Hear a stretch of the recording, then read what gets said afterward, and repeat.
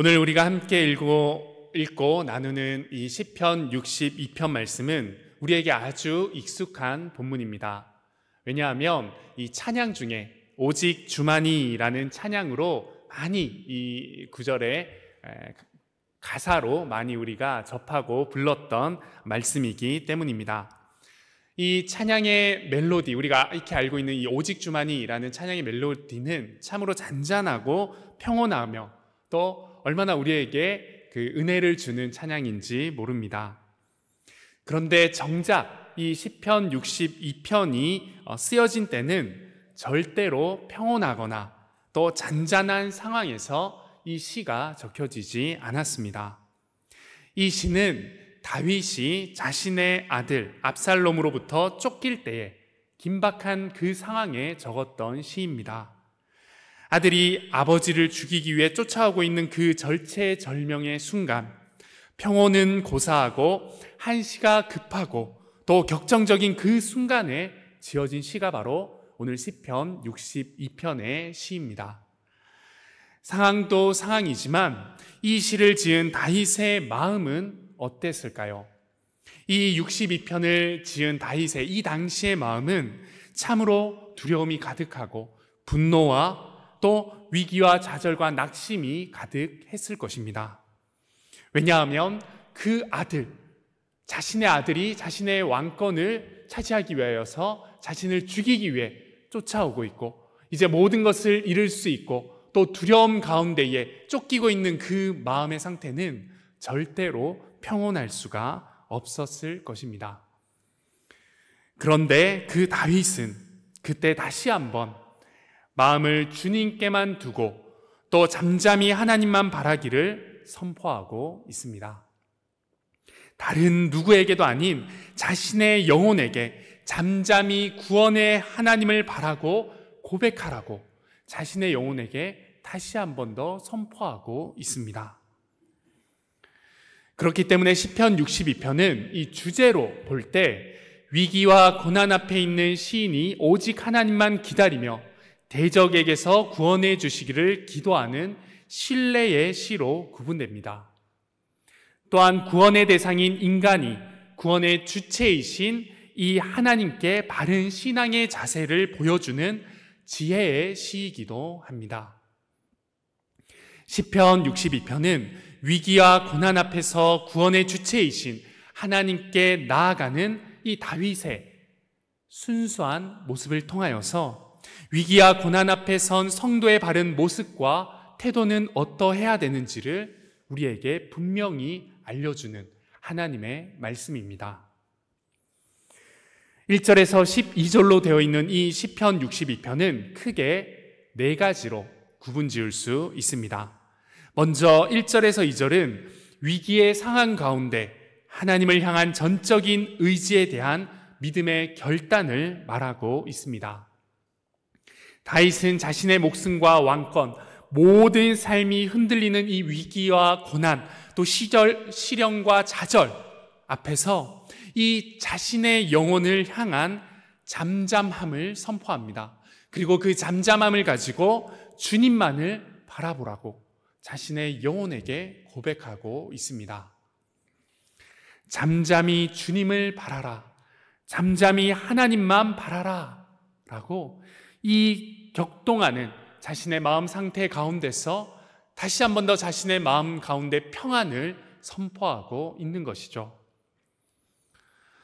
스스로에게 너무나도 절망 가득하고 두려움, 위기 가득한 이 다윗의 마음 가운데 스스로에게 이 잠잠함을 선포하고 있는 이 다윗의 모습이 너무나도 대단하지 않습니까? 이 주님을 바라고 잠잠하라 라는 이 어원의 원문을 살펴보면 이 의미를 직역해보면 나의 영혼이 편히 쉰다라는 의미가 있습니다. 이는 위기와 고난 앞에서 두렵거나 떨려 암절부절하지 못하는 상태가 아니라 마음의 평안을 가지고 하나님의 구원만을 잠잠히 기다리라 라고 선포하고 있는 것입니다. 이유는 오직 주님만이 나의 반석이시자 구원이시고 요새이기 때문입니다. 그렇게 위기와 고난 앞에서 크게 흔들리지 않을 것을 자신의 영혼에게 다윗은 선포하고 고백하고 있습니다. 이어지는 3절에서 4절은 다윗은 자신에게 무자비하게 공격해오는 위기와 고난, 또 자신에게 찾아온 원수의 공격들에 대해서 말하고 있습니다.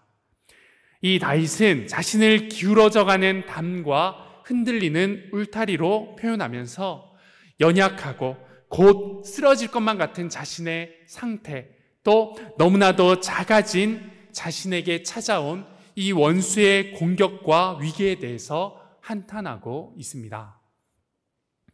반역을 일으키기 위해 아버지를 쫓아오는 이 아들을 피해 목숨을 건지기 위해 도망치는 이 다윗 자신의 모습이, 또 그 마음이 어땠을까요? 다윗은 자신에게 찾아온 위기와 고난은 높은 곳에 있는 자신을 떨어뜨려 죽이려고 하는 것만 같은 절망이 가득한 상황임을 오늘 말씀을 통해 고백하고 있습니다. 여러분 어떻습니까? 기울어져 가는 담과 같은 그러한 상황, 또 흔들리는 울타리와 같은 상황, 또 높은 곳에 위태하게 서 있는 그러한 인생과도 같은 상황, 그러한 상황에서 그저 홀로 버티는 것도 너무나도 힘들고 대단한데, 그때에 그 흔들리고 또 기울어져 가고 높은 곳에 위태롭게 서 있는 것만 같은 다윗에게 위기와 또 여러 가지 원수의 공격이 찾아왔다면 다윗의 마음은 더 이상 희망은 볼 수 없고 더 이상 기대할 수 없는 것 하나 없는 절망과 또 일어설 힘 하나 남지 않은 좌절의 상태였을 것 같습니다. 그러나 다윗은 그러한 상황 가운데도 하나님을 찾고 있습니다.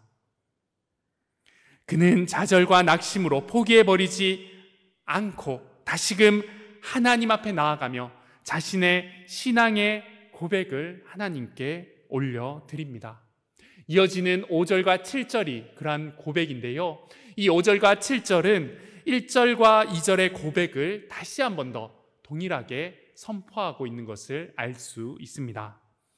위기 앞에서의 하나님을 향한 전적인 의지를 재결단하고 있는 것이죠.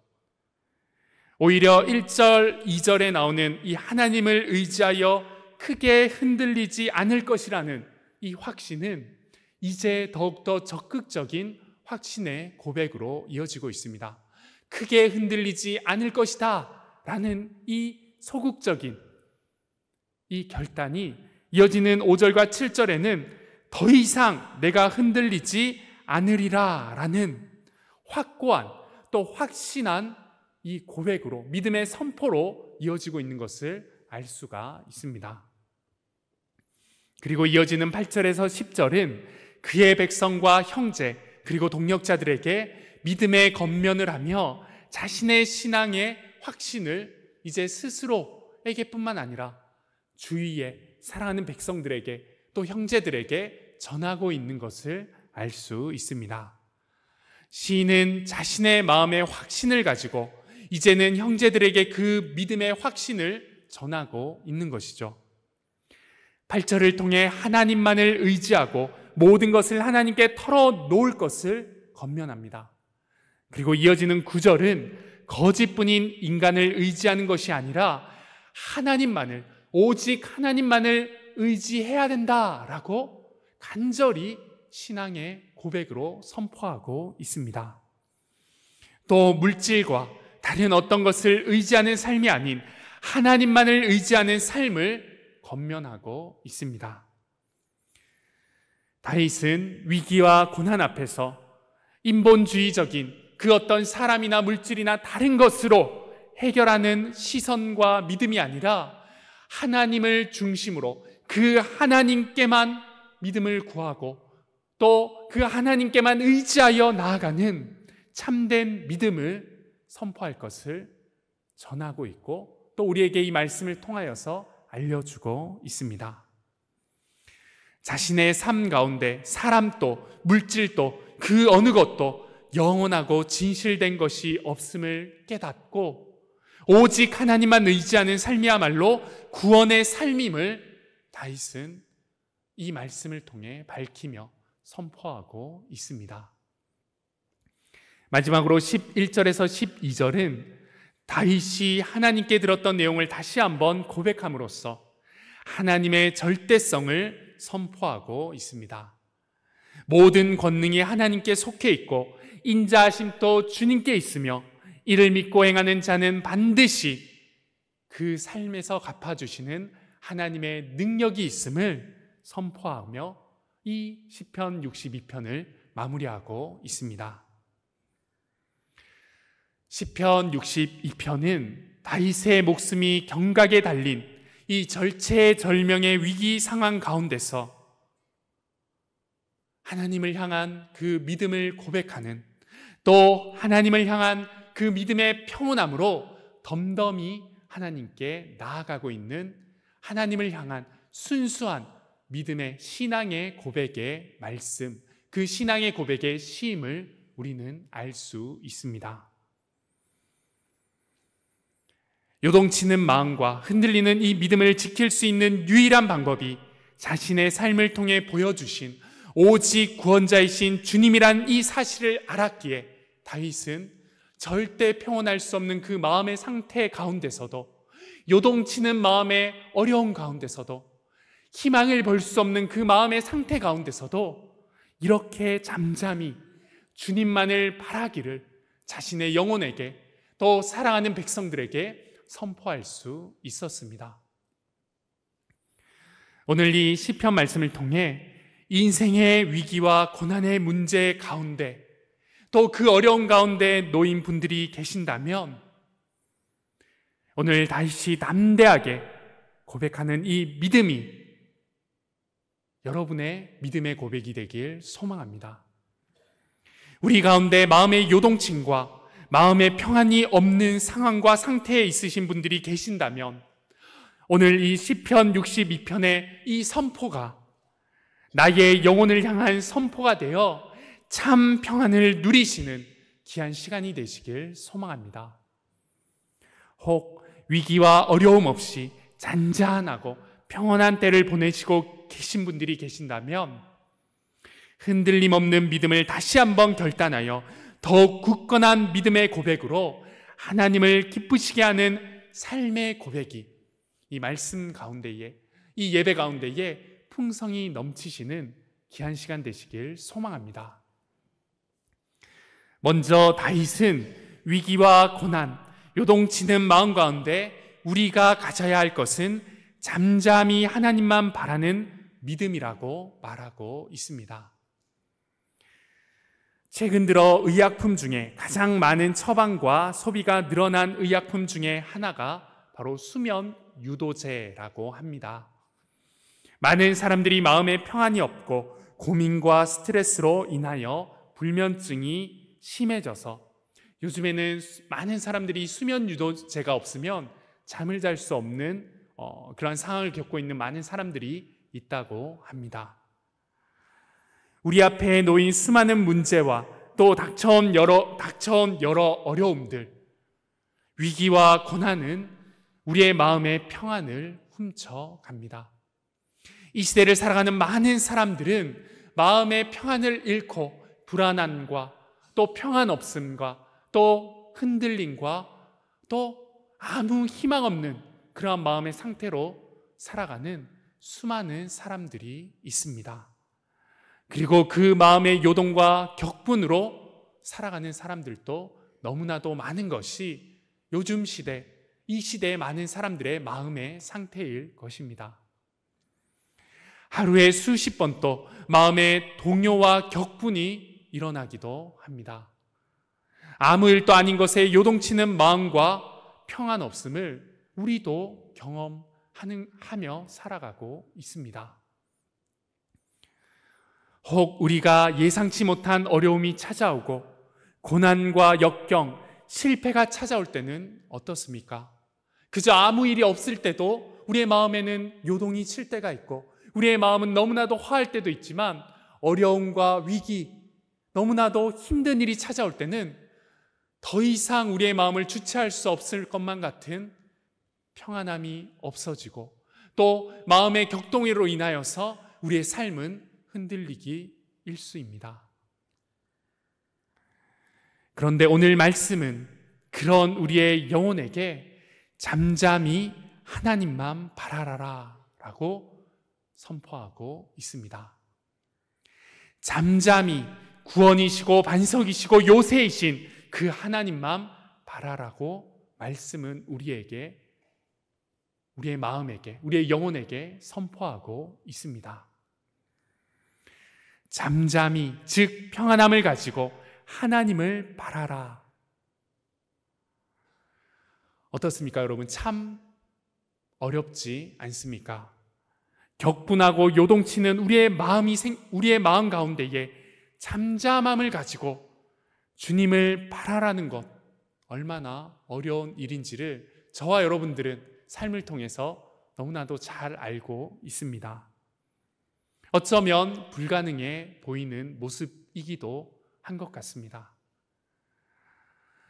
그런데 오늘 말씀이 강조하고 있는 부분은 잠잠한 마음의 상태를 가지고 있어라 라는 부분이 아니라 잠잠히 하나님만 바라라 라고 말씀하는 것을 우리는 잊어선 안 됩니다.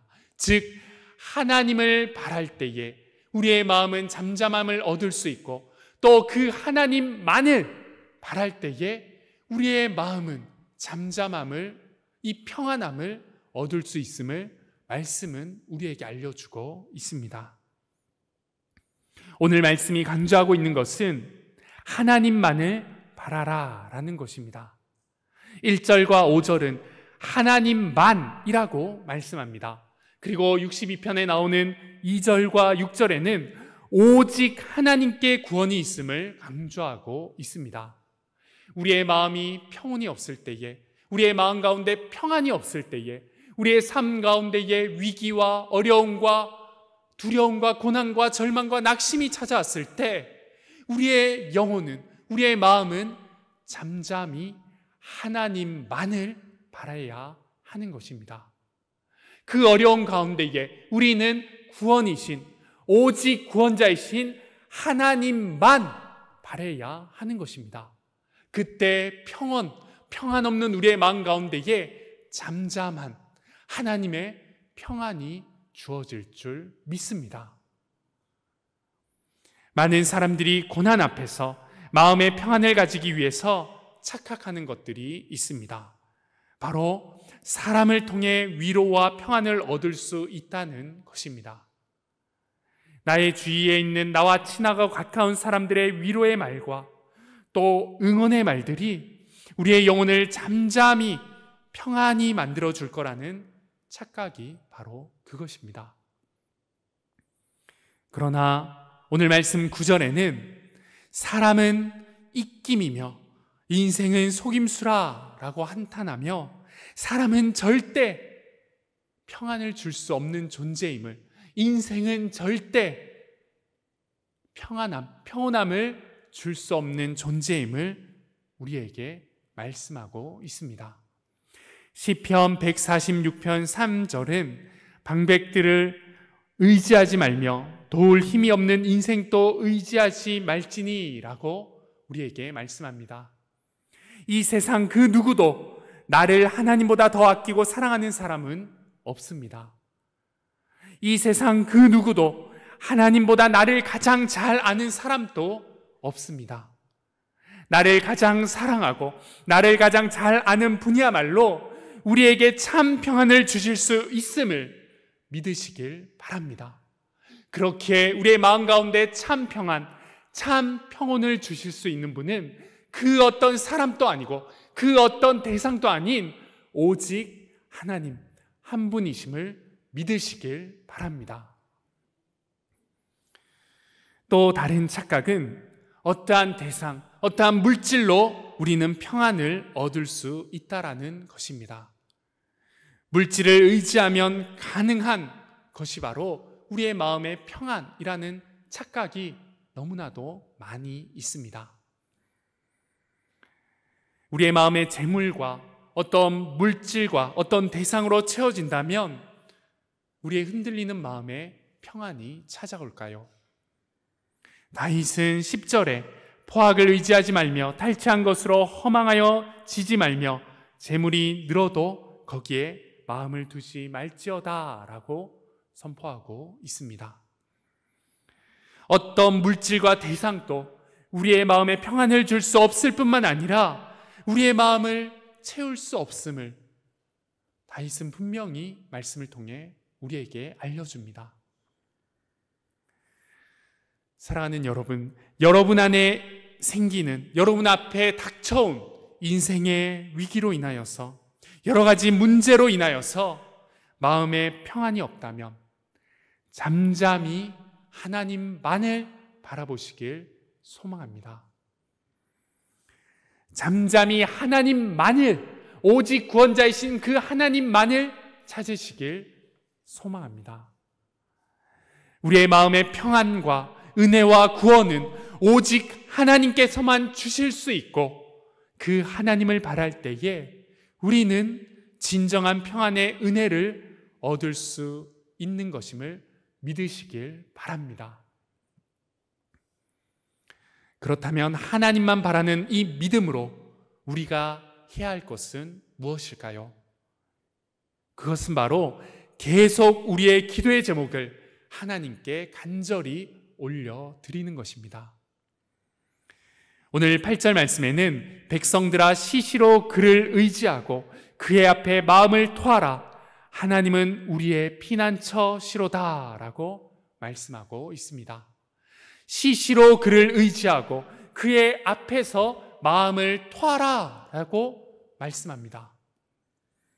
여러 문제와 시련 앞에서 우리는 잠잠히 오직 구원자 되신 하나님만 바라며 그 하나님께 마음을 토해야 하는 것입니다. 마음을 토한다는 것은 하나님께 내 마음의 모든 것을 고하는 것입니다. 잠잠히 하나님만 바라는 것은 어려움 앞에서도 그저 조용히 입을 다물고 잠잠히 주여 하는 것이 아닙니다. 그저 가슴앓이하며 내 모든 죄를 구하지 않고 내가 감당하라는 것이 아닙니다. 불만과 원망으로 하나님께 나아가고 다른 것에 의지하여 말할 것, 구하는 것이 아니라 하나님 앞에서 그 마음의 아픔과 고난과 요동과 두려움과 모든 도움을 간절히 구하며 토하라는 것입니다. 다윗은 시시로 하나님을 의지하고 마음을 토하라 라고 말하고 있습니다. 시시로라는 것은 자주가 아닙니다. 자주 하나님을 의지해라 라는 것이 아닙니다. 시시로는 항상 계속해서 늘 하나님을 의지하라 라는 것입니다. 우리의 마음에 어려움이 찾아왔을 때, 평온이 없을 때에, 인생의 위기 가운데에, 또 우리의 고난 가운데에, 절망 가운데에 우리는 시시로 늘 항상 하나님을 의지해야 하는 것입니다. 그리고 그 의지하는 마음을 가지고 하나님께 토하며 우리의 모든 것을 토하며 나아가야 합니다. 여기서 토하라라는 원어는 물을 쏟아 놓는 것과 같은 의미가 있습니다. 남김없이 쏟아 놓는 것이라는 의미가 있는 것이죠.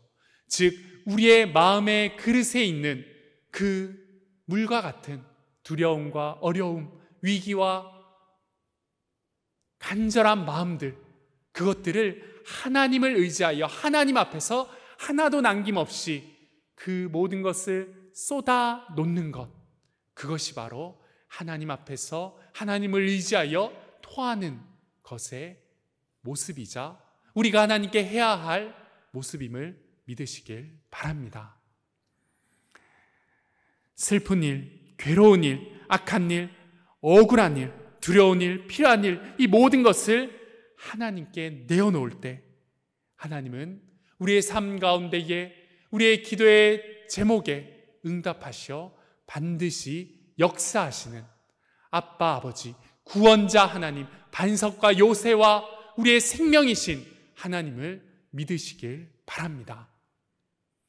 우리가 하나님께 간절히 우리의 마음을 쏟아놓는 것, 우리의 마음의 모든 것을 내어놓는 것은 바로 기도입니다. 기도는 하나님 앞에 나의 연약함과 부족함을 인정하고 하나님의 도우심을 간절히 구하며 쏟아 놓는 것입니다. 기도는 오직 주님께만 의지하여 나의 마음을 내어드리고 주님의 뜻을 구하는 것이 바로 기도인 것입니다. 사랑하는 여러분, 고난과 어려움, 마음의 평안이 없으시다면 시시로 하나님을 의지하시길 바랍니다. 그리고 그 의지함으로 그분 앞에 나아가 그 마음을 토하는 간절한 기도를 올려드리시길 바랍니다.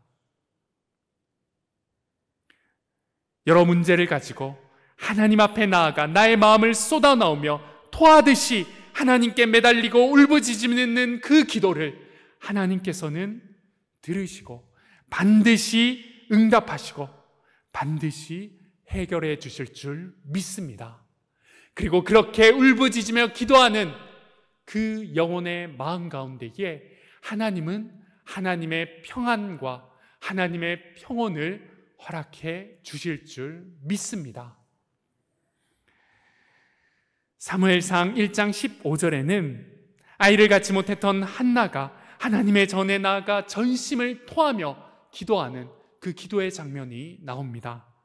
한나가 대답하여 가로되 나의 주여 그렇지 아니하나이다. 나는 마음이 슬픈 여자라 포도주나 독주를 마신 것이 아니요 여호와 앞에 나의 심정을 통한 것뿐이요 라고 이야기하고 있습니다. 그 통하는 그 간절한 마음으로 울부짖는 한나의 기도를 하나님께서는 들어 응답해 주셨습니다. 하나님 전에 나아가 모든 걸 쏟아놓은 이 한나의 기도를 하나님은 외면치 않으시고 이 기도에 응답해 주셨습니다. 사랑하는 동산의 영가족 여러분, 여러분 안에 누구에게도 말 못할 그러한 문제가 또 그러한 기도의 제목이 있으십니까? 나의 건강, 어떠한 사람과의 관계, 또 우리 집안의 어려움, 또 우리 집안 가운데 어느 가족, 나의 사랑하는 가족이 겪고 있는 어려움으로 내 마음 가운데에 평안이 없으십니까?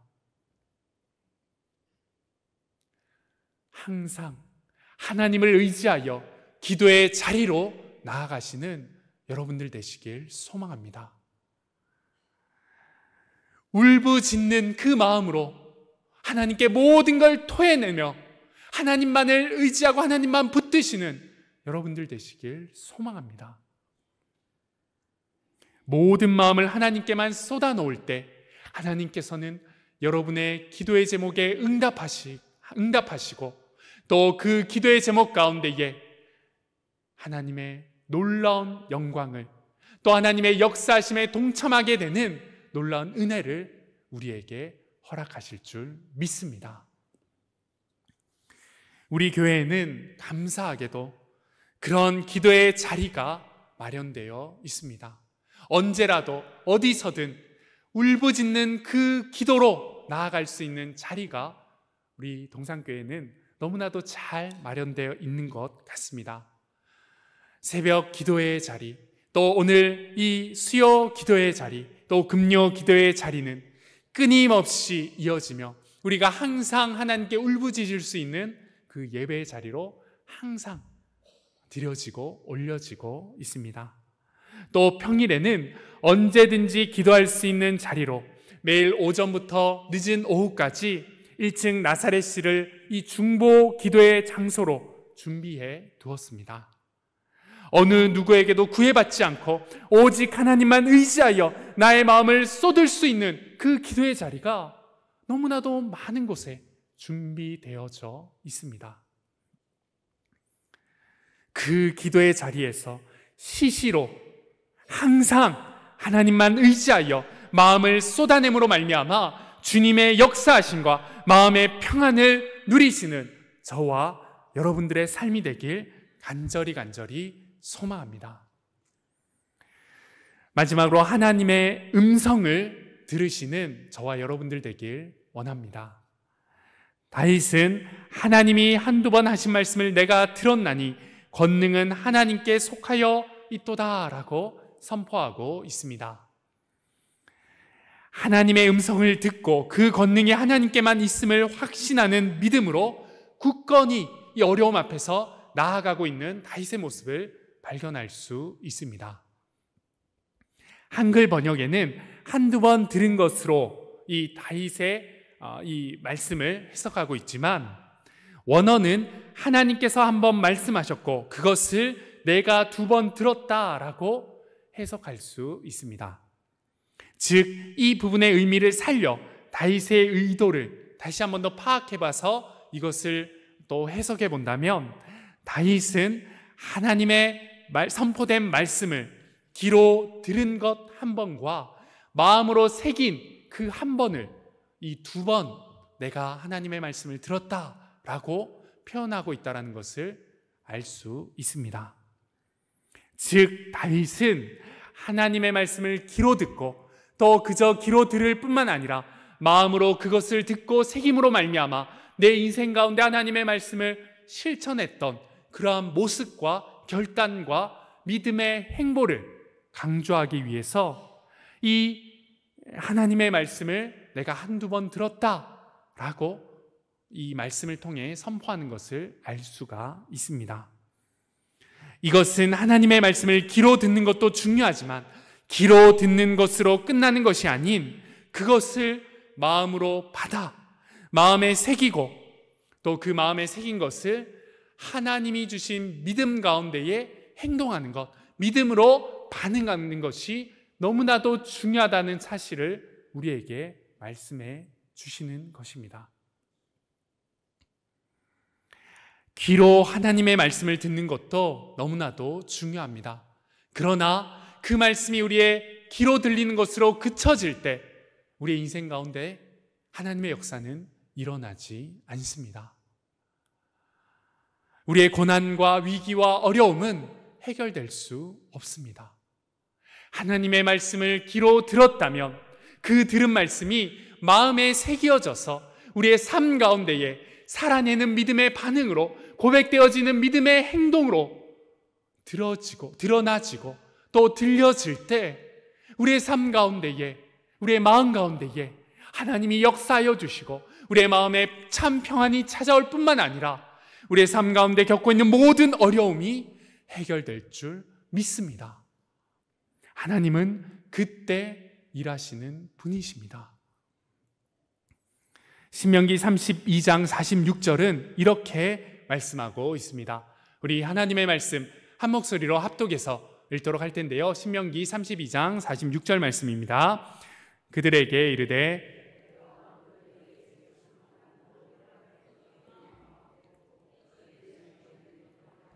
이 율법의 모든 말씀을 지켜 행하게 하라. 아멘.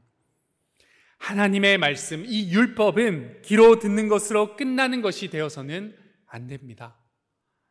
마음에 두고 그것을 지켜 나아갈 때 하나님의 말씀, 그 운동력 있는 능력의 말씀이 우리의 삶 가운데 우리의 모든 삶의 문제를 해결시킬 뿐만 아니라 우리의 영혼과 골수를 쪼개며 하나님의 능력의 말씀이 일하게 될 줄 믿습니다.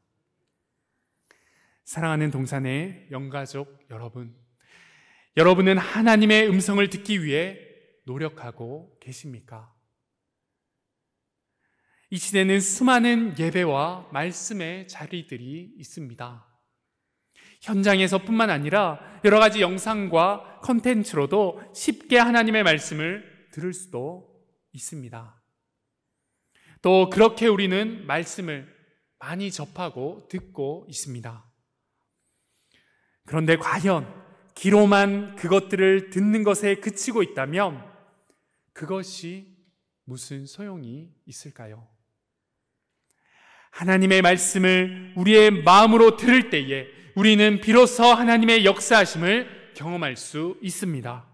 마음으로 듣는다는 것은 그 말씀을 신실히 신뢰하며 인정하며 우리의 삶으로 살아내는 모습입니다.